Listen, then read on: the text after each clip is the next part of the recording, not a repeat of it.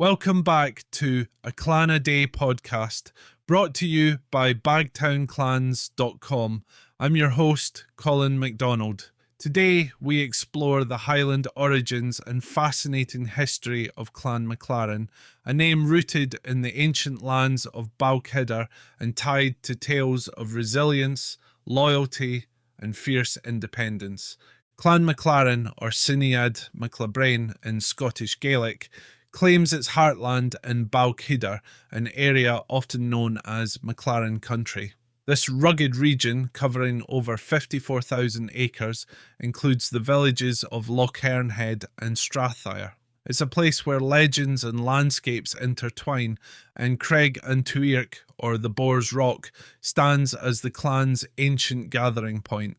The MacLarens trace their lineage to Loarn mac Eirc, believed to have ruled the ancient Kingdom of Dál Riata. However, the clan's founder in Balquhidder is generally recognised as Abbot Labran of Achtou in the 13th century. The MacLaren Heraldry hints at a connection to the Earls of Strathern, whose princely title once included Balquhidder. Over centuries, these lands remained a vital base for the clan, even as neighbouring clans often sought to encroach upon them. Clan MacLaren first entered historical records during the Wars of Scottish Independence.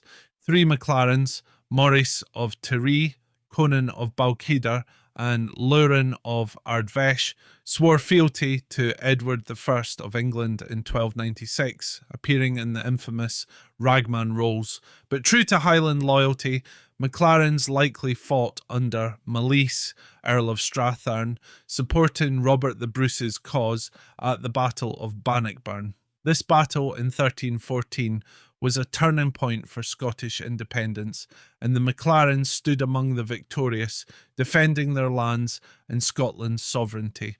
Through the 15th and 16th centuries, the MacLarens formed strong alliances, most notably with the Stewarts of Appin. They fought beside them at both the Battle of Staunch in 1468 and the Battle of Blackmount in 1497. But times grew turbulent as the MacLarens found themselves dispossessed. When James IV appointed a Stewart as the royal bailey over Balquhidder in 1490, the MacLaren chiefs' lands were reallocated to new baronies, leaving the clan under the stewardship of more powerful neighbours. One of the darkest chapters in MacLaren history was their tragic feud with Clan Gregor. In 1558, the MacGregors, facing persecution and pressure on their own lands, forced their way into Balquhidder. They plundered MacLaren farms, slaughtering 18 MacLaren households in a brutal midnight raid.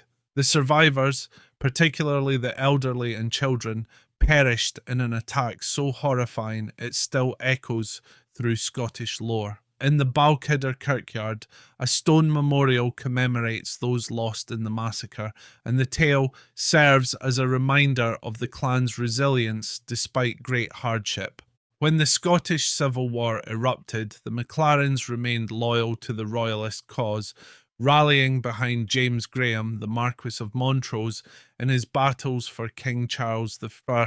Later, in the 1689 Jacobite uprising, MacLarens again rose to support the Stuart cause under Viscount Dundee at the Battle of Killiecrankie, standing firmly with the Highland Jacobites. The MacLarens' support for the Jacobite cause continued into the 18th century.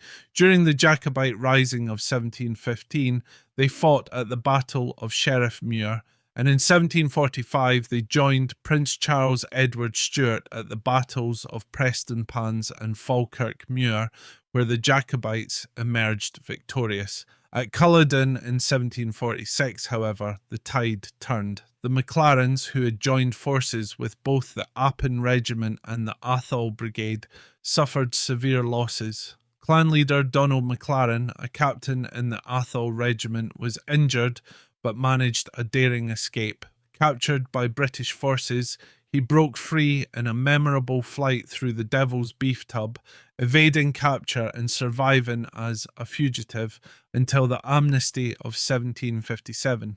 Throughout these turbulent times, Clan MacLaren was also associated with the emerging cultural and intellectual scene in Scotland.